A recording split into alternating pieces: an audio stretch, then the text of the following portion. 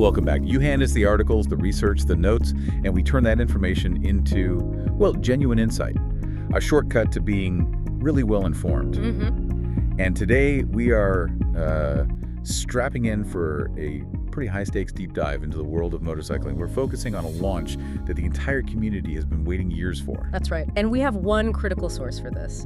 It's a first look at the official details around the new Royal Enfield Himalayan 750. And this is more than just a bike, right? Oh, it's so much more than a new model. For a brand like Royal Enfield, you know, a brand so steeped in heritage and simplicity, this is. It's a foundational shift. A shift in what? In their whole philosophy? In their engineering philosophy, their market aspiration, everything. So this really is a strategic manifesto on two wheels. Our mission today is pretty laser-focused then. Synthesize what this initial announcement tells us about Royal Enfield's real intent. Exactly.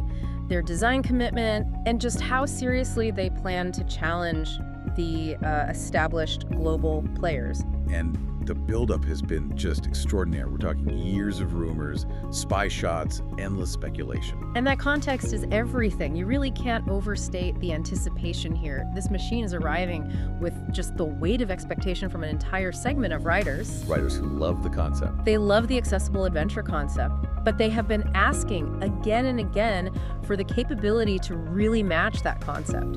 So this launch, it had to be precise. Okay, let's start with that buildup then. Section 1. The end of speculation.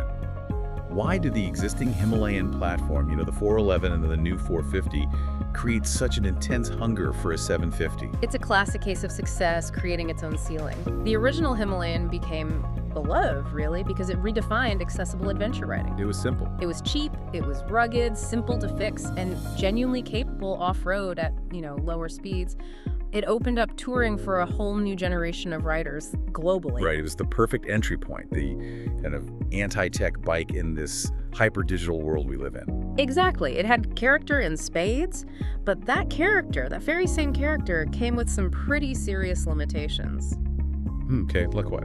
Specifically, that bike struggled. I mean, it really struggled on high-speed highways. Maintaining cruising speeds for long periods, especially loaded with gear, it was just exhausting. So the engine just wasn't up to it? The engine architecture, while it was reliable, it just didn't have the horsepower or the refinement needed for that, multi-continent touring that modern riders demand from an adventure bike. So all that speculation online, it wasn't just idle chatter. It was a real, tangible need in the market. It absolutely was. Riders loved the spirit of the bike, but they needed an evolution in performance to really use it as a proper long-haul adventure machine. And what does that evolution look like specifically? Well, they needed that jump in displacement up to the 750cc range, not just for higher peak horsepower, but for crucial mid-range torque. And why is that torque so important? That torque is what lets you effortlessly pass traffic on the highway, and maybe even more importantly, it gives you that low-speed grunt, the power to crawl over difficult obstacles off-road without stalling the engine. So meeting that anticipation is the real strategic challenge. You can't just offer a warmed-over engine. The reveal had to signal a monumental leap forward. A huge leap, but while retaining that core Himalayan DNA of simplicity and durability. And did they do it? Well, the crucial fact that confirmed they did. The source says Royal Enfield has finally pulled the covers off its most ambitious adventure machine yet, the Himalayan 750. The name alone says a lot. It does. They kept Himalayan. They didn't call it the Interceptor ADV or something else. Right. That's the strategic anchor. Retaining the name assures the fan base that this new machine has that same rugged, go-anywhere spirit. But the 750? But the 750 immediately repositions the brand. It puts them squarely into that fiercely competitive middleweight category. It's an instant declaration of intent. So that sets the stage perfectly for Section 2, which is where the real deep dive begins. The core strategic decision. You said this bike signals a foundational shift. Absolutely. This is where we find the aha moment. And you keyed in on one specific detail from the source. The most critical detail revealed. The source makes it crystal clear. This machine isn't just a bigger engine in the current 450's frame. And to an outsider, that might sound like a minor detail. But to an engineer or a manufacturing strategist, that is the most expensive, most significant sentence in the entire announcement. It's the difference between iteration and innovation. It's that simple. Explain that. If you're a high-volume manufacturer, adapting an existing frame is the fastest, cheapest path to market. You move some mounts, maybe beef up the swing arm pivot. Right, you keep R&D lean, get out the door. Exactly. By explicitly rejecting that path, Royal Enfield signaled a massive capital investment in a completely clean sheet design. But isn't that way riskier? I mean, Royal Enfield is known for being steady, cautious. To abandon those cost savings seems incredibly bold, maybe even reckless. That's a fair point, and it shows why the decision is so pivotal. The risk of building a completely new chassis is high, sure, but the risk of adapting an inadequate, smaller chassis is arguably higher in the long term. Higher how? Especially in this middleweight segment. If they had to shoehorn a 750 twin into the 450 frame, they would have instantly inherited all the limitations of that smaller bike. Okay, what specific limitations are we talking about here that would force a total redesign? We're talking about 3 major engineering headaches. First, and this is a big one, vibration isolation. Ah, right. A parallel twin 750 vibrates totally differently and needs different engine mounting, different balance shaft placement than a single-cylinder 450. And if you get that wrong? If you try to force that big engine into a small frame, you get unbearable buzziness at speed. It just kills any kind of touring comfort. Which is exactly what people complained about on the older models on long highway trips. Correct. Second is chassis stiffness and load bearing. A middleweight ADV bike is expected to carry a rider, a passenger, 50 pounds of luggage, often off-road, and at much higher speeds than the 450 could ever manage. So the frame needs to be fundamentally stronger. Not just stronger, but it needs specific rigidity, flex in the right places. It has to handle high-speed cornering and absorb major hits without feeling, like a noodle. That requires entirely new geometry. So to really optimize the bike for what the market demands, you have to build a specific platform. You can't just modify an old one. That's why the source uses that powerful phrase. It's an entirely new beast. That's not just marketing speak, then. No, it's marketing gold, but it's fundamentally accurate engineering language. It signals their commitment to optimizing the bike specifically for its target segment. It's about getting the weight distribution right, getting the swing arm pivot perfect for long travel suspension, and guaranteeing stability at 80 miles per hour. Which is essential in this class. Absolutely essential. So it's kind of like, it's the difference between taking your successful but cramped 4-cylinder sedan and trying to turn it into a high-performance pickup truck by just dropping in a bigger engine. Perfect analogy. You just can't do it. You need a completely new ladder frame that's optimized for towing and payload.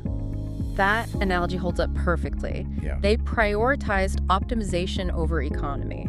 And that foundational change confirms they're aiming not just for a slice of the market, but for category competence.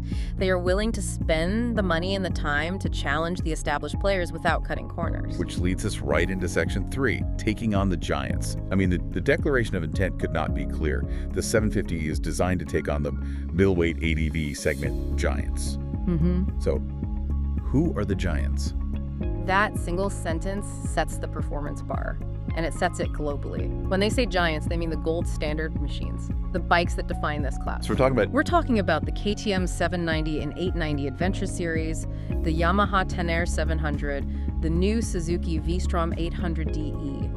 These bikes are the benchmark for power to weight, for electronics, and for, frankly, abusive long-distance capability. So if Royal Enfield is really challenging those specific bikes, we can actually infer a lot about the expected specs even before they're officially released. Absolutely. The expected power figure has to be competitive. We're probably looking somewhere in the 70 to 80 horsepower range, which is a massive leap for Royal Enfield. And it's not just power.